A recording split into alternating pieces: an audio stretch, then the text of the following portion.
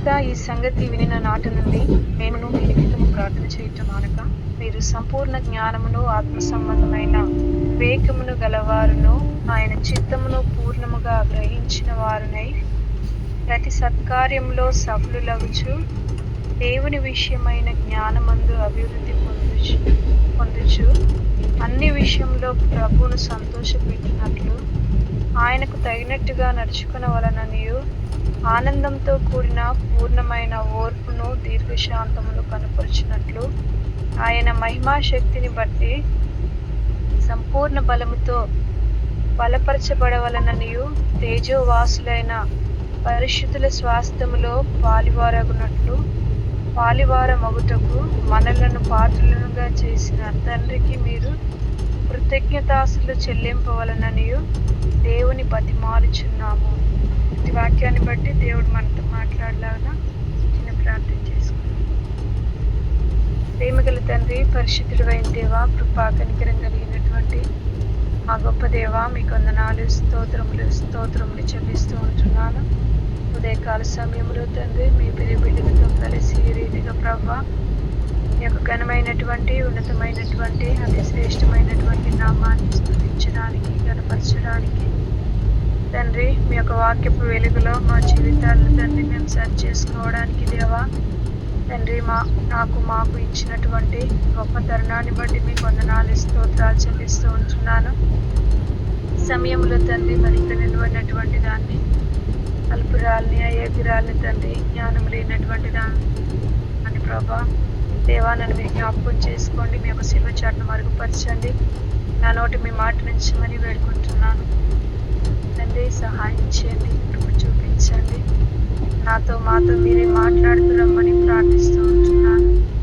దేవా సహాయం చేయమని వేడుకుంటూ మీ మీద ఆధారపడుతూ మీకు అప్పగించుకుంటూ యేసుక్రీస్తు అత్యున్నతమైనటువంటి నామమును స్తుతించే విశ్వాసంతో ప్రార్థించి అడిగి వేడుకుంటున్నాను తండ్రి. ఆమేన్, ఆమేన్.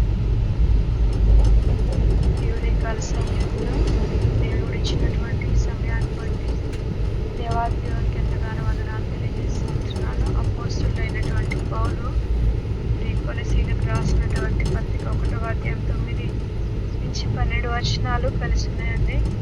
మరి అపోస్తలుడైనటువంటి పౌలు చేసినటువంటి ప్రార్థన మనకు కనిపిస్తూ ఉంది.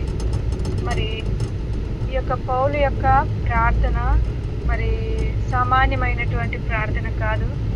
మరి పౌలు గారు రాసినటువంటి పత్రికల్లో ఆయన ప్రార్థన అనేది మనకు కనిపిస్తూ ఉంటుంది. ఈ యొక్క ప్రార్థనలో మరి భౌతిక సంబంధమైనటువంటి విషయాల కోసం ప్రార్థించినట్లు మనకు కనిపించదు.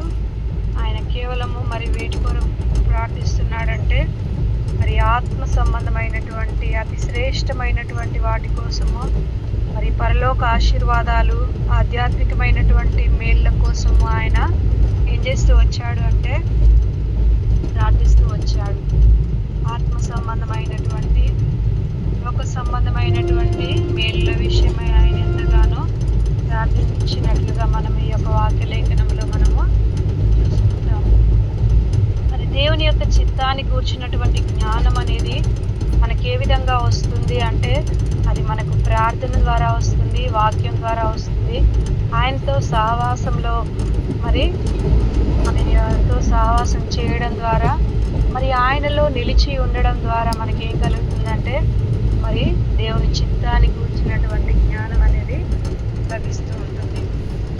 ఈ యొక్క దేవుడిచ్చేటటువంటి జ్ఞానం అనేది మరి ఆధ్యాత్మికమైనటువంటి ఆ యొక్క జ్ఞానాన్ని ఎంతగానో అవగాహన కల్పించేదిగా ఉంటుంది. మన యొక్క హృదయాలను, మన యొక్క జీవితాలను ఆ యొక్క జ్ఞానం అనేది ఏం చేస్తుందంటే రూపాంతరము చెందించేదిగా ఉంటుంది.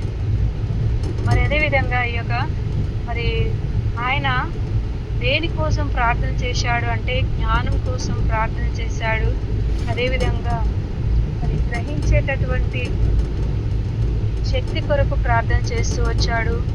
మరి బల ప్రభావాలు, ప్రేమ, నిరీక్షణ, విశ్వాసము మరి వీటిని ప్రతి వారు కలిగి ఉండాలని ఎంతగానో పౌలు భక్తుడు ఏం చేస్తున్నాడంటే ప్రార్థన చేస్తున్నాడు. ఈ రోజుల్లో మనం ఇలాంటి ప్రార్థనలు మరి మనం చేస్తున్నామా అంటే మనము ఉండాలి. చాలా మటుకు మరి మనం ఏం చేస్తామంటే భౌతికమైనటువంటి అవసరాల కొరకే మనం ఏం చేస్తామంటే ప్రార్థన చేసేటటువంటి వారంగా ఉంటాం. భౌతిక సంబంధమైనటువంటి వాటి కొరకే ఉద్యోగము, భర్త, అదేవిధంగా పిల్లలు, సొంత ఇల్లు, నిజంగా మనం ప్రార్థనలో మనం ఇవే ప్రార్థన చేస్తాం. కానీ ఆత్మ సంబంధమైనటువంటి పరలోక సంబంధమైనటువంటి ఆశీర్వాదాల కొరకు మరి ప్రార్థన చేసేటటువంటి వారి దినాల్లో చాలా తక్కువ అని చెప్పాలి. మరి పౌలు యొక్క ఉద్దేశం అది కాదు, కానీ అవి ప్రార్థించకూడదా అంటే ప్రార్థించకూడదని పౌలు యొక్క ఉద్దేశం కాదు. కానీ ఆయన దేవుని యొక్క వాక్యం ఏమని సెలవిస్తుందంటే మరి మొదట నా యొక్క రాజ్యాన్ని, నా యొక్క నీతిని వెదుకుడి, మరి తర్వాత ఏమైపోతాయంటే వాటంతట అవే మీకు కావలసినటువంటి మనం ఎప్పుడైతే ఆత్మ సంబంధమైనటువంటి పరలోక సంబంధమైనటువంటి ఆశీర్వాదాల కొరకు, ఆత్మ సంబంధమైనటువంటి విషయాల కొరకు మనం ప్రార్థన చేస్తామో ఆటోమేటిక్గా దేవుడు ఏం చేస్తాడంటే మన యొక్క భౌతిక సంబంధమైనటువంటి అవసరతలను కూడా దేవుడు మనకు తీర్చేటటువంటి దేవుడు. ఆయన నమ్మదగినటువంటి దేవుడు. అదేవిధంగా ఫిలిప్పీలకు రాసినటువంటి పత్రిక 1వ అధ్యాయము మరి 9-10 వచనాల్లో కూడా మనం చూసుకున్నట్లయితే ఫిలిప్పీలకు రాసినటువంటి పత్రిక 1వ అధ్యాయము 9వ వచనము, మీరు శ్రేష్టమైన కార్యములను వివేచింపగలవారగుటకు మీ ప్రేమ తెలివితోనూ సకల విధములైన అనుభవ జ్ఞానంతోనూ కూడినదై అంతకంతకు అభివృద్ధి పొందవలెననియు, ఇందువలన దేవునికి మహిమయు స్తోత్రములు కలుగునట్లు మీరు క్రీస్తు వలనైన నీతి ఫలములతో నిండుకొనిన వారై క్రీస్తు దినమునకు నిష్కపటులను నిర్దోషులను కావాలనని ప్రార్థించుచున్నాను. మరి ఇక్కడ కూడా మనం చూసుకున్నట్లయితే మరి ఫిలిప్పీలకు రాసినటువంటి పత్రికలు కూడా సేమ్, శ్రేష్టమైనటువంటి కార్యములను వివేచింపగలవారగుటకు, మరి నిజంగా ఏది మంచి ఏది చెడు అనేటటువంటి విచక్షణ జ్ఞానం అనేది దేవుడు మనకు అనుగ్రహించేటటువంటి దేవుడు. అదేవిధంగా మన యొక్క ప్రేమ ఏ విధంగా ఉండాలంటే మరి తెలివితో ఉండాలి, సకల విధములైనటువంటి అనుభవ జ్ఞానము కలిగినటువంటిదై ఉండాలి మన యొక్క ప్రేమ. అంతకంతకు ఆ యొక్క ప్రేమలో మరి మనం ఏం చేయాలంటే అభివృద్ధి పొందేటటువంటి వారంగా ఉండాలి. విధంగా మరి దేవునికి మహిమ స్తోత్రములు కలుగునట్లు యేసుక్రీస్తు వలనైనటువంటి నీతి ఫలములతో మనం ఎలాంటి మంచి ఫలములతో మనం ఏం చేయాలంటే నిండుకొన్న వారమై మరి ఒక్కొక్క దినమందు దేవుడు రాబోతున్నాడు. కాబట్టి ఆ యొక్క క్రీస్తు దినం కొరకు మనల్ని మనం ఎంతగానో నిష్కపటులంగా, నిర్దోషులంగా, నిందారహితులముగా ఆయన ఎదుట మరి మనము నిలబడాలంటే మరి దేవుడు ఇచ్చినటువంటి మన యొక్క జీవితంలో మనం ఆయనకి ఎంతగానో నమ్మకస్తులంగా ఆయన యొక్క ప్రేమలో, ఆయన యొక్క విశ్వాసంలో, ఆయన యొక్క జ్ఞానంలో మనం ఏం చేయాలంటే అభివృద్ధి పొందేటటువంటి వాళ్ళంగా ఉండాలి. దినదినము మరి ఎంతగానో అభివృద్ధి పొందేటటువంటి వాళ్ళంగా ఉండాలి. కాబట్టి అపోస్తులైనటువంటి పౌలు మరి ఈ విధంగా ఆత్మ సంబంధమైనటువంటి మరి విషయాల కొరకు ఎంతగానో మరి ప్రార్థిస్తున్నట్లుగా మనం ఇక్కడ చూస్తున్నాం. కాబట్టి మన ప్రార్థనలో కూడా మనం కూడా ఏం చేయాలంటే మరి ఆత్మ సంబంధమైనటువంటి వాటి కొరకు మనము ప్రార్థన చేసేటటువంటి వాళ్ళంగా ఉండాలి. ఆ విధంగా మరి దేవుని యొక్క వాక్యం ఏమని సెలవిస్తుందంటే మత్తయి సువార్త 6వ అధ్యాయము 33వ వచనంలో, మత్తయి సువార్త 6వ అధ్యాయము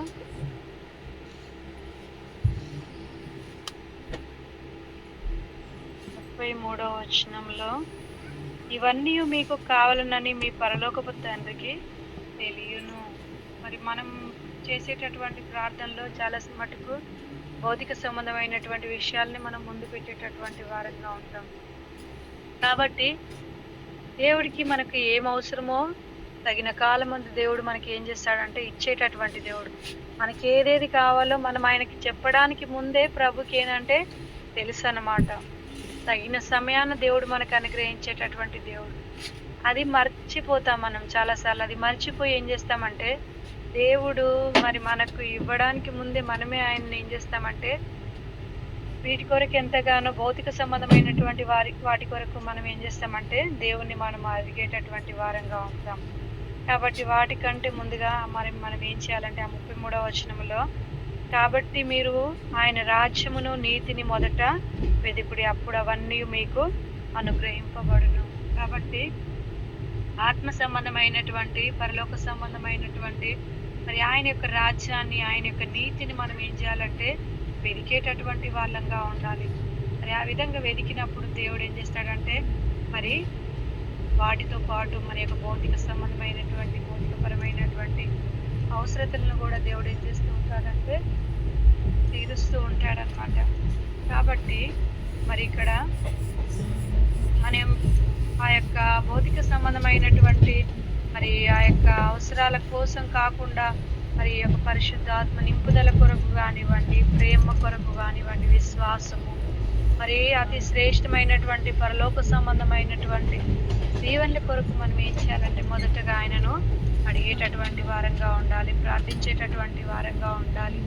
మరి పౌలు గారు ఈ విషయం అనగా, మీరు దేవుని యందు విశ్వాసము నిరీక్షణ కలిగి ఉన్నారని వినిన నాటి నుండి నేనేం చేస్తున్నానంటే ప్రార్థన చేయుట మానక అని అంటున్నాడు. పౌలు ఏమంటున్నాడంటే మరి దేవుని యందు విశ్వాసము నిరీక్షణ కలిగి ఉన్నారని వినిన నాటి నుండి నేను ప్రార్థన చేయుట మానక అని అంటున్నాడు. యేసు ప్రభు కూడా మీరు విసుగగా ప్రార్థన చేయాలి అని అంటున్నాడు. మనం చాలాసార్లు ప్రార్థనలో మరి విసిగిపోయేటటువంటి వారంగా ఉంటాం. దేవుణ్ణి అడిగేటప్పుడు మరి 1-2 సార్లు అడగగానే మనకి ఏమొస్తుందంటే ఇంకా ఆ యొక్క విషయాన్ని పక్కన పెట్టేసి ఇంకొక మరి ప్రార్థన చేసేటటువంటి వారంగా ఉంటాం. లూకాసు వార్త 18వ అధ్యాయము 1-5 వచనాలలో, లూకాసు వార్త 18వ అధ్యాయము 1-5 వచనాల్లో మనం చూసుకున్నట్లయితే, వారు విసుకక నిత్యము ప్రార్థన చేయుచుండవలనన్నటకు ఆయన వారితో ఈ ఉపమానము చెప్పెను. యేసు ప్రభు ఏమంటే ఇక్కడ మరి లూకాసు వార్త 18వ అధ్యాయము 1-5 వచనాల్లో ఒక పేద విధవరాలు, మరి అదే విధంగా ఎవరికి భయపడినటువంటి ఒక అధికారి యొక్క ఉపమానాన్ని ఇక్కడ ఎంతగానో రాయించి ఉన్నాడు. కాబట్టి ఇక్కడ మరి దేవునికి భయపడకయు మనుషులను లక్ష్య పెట్టకయు ఉండు ఒక న్యాయాధిపతి ఆ పట్టణంలో ఉన్నాడు. ఆ పట్టణంలో ఒక విధవరాలు ఉండెను. ఆమె అతని యొద్దకు తరచుగా వచ్చి, నా ప్రతివాదికి నాకు న్యాయము తీర్చమని అడుగుచు వచ్చెను గాని అతడు కొంతకాలము ఒక్కపోయాను. ఒక విధవరాలు, బీద విధవరాలు మరి ఎంతగానో మరి ఏం చేస్తుందంటే తన న్యాయం కొరకు ఎంతగానో మరి తొందరపడుచున్నది. మరి ఇక్కడ దేవుని యొక్క వాక్యం సెలవిస్తున్నది, విసుకక నిత్యము ప్రార్థన చేయవలెనని చెప్పుటకు ఈ యొక్క ఉపమానాన్ని దేవుడు మనకి ఇక్కడ రాయించి ఉన్నాడు. కాబట్టి న్యాయం కొరకు ఆమె ఎంతగానో మరి వేడుకుంటున్నట్లుగా మనం ఇక్కడ చూస్తున్నాం. కాబట్టి మనం కూడా మన యొక్క ప్రార్థనలో మనం ఏం చేయాలంటే విసుగకుండా మనము ప్రార్థన చేసేటటువంటి వారంగా ఉండాలన్నమాట. విసుగక నిత్యము మనము ప్రార్థన చేసేటటువంటి వారంగా ఉండాలి. అదేవిధంగా ఇదే లూకాసు వార్త 11వ అధ్యాయంలో కూడా మరి ఒక స్నేహితుడు ఉంటాడు. మరి ఆ యొక్క స్నేహితుడి యొక్క ఉపమానం కూడా 11వ అధ్యాయం 5 నుంచి మరి 8వ వచనంలో చూసుకున్నట్లయితే, 8వ వచనంలో, అతడు తన స్నేహితుడు అయినందున లేచి ఇయ్యకపోయినను అతడు సిగ్గుమాలి మాటి మాటికి అడుగుట వలనను లేచి అతనికి కావలసినవన్నీ ఇచ్చును అని మీతో చెప్పుచున్నాను. ఇటువలే మీరును అడుగుడి మీకు ఇయ్యబడును, వెదుకుడి మీకు దొరుకును, తట్టుడి మీకు ఇయ్యబడును.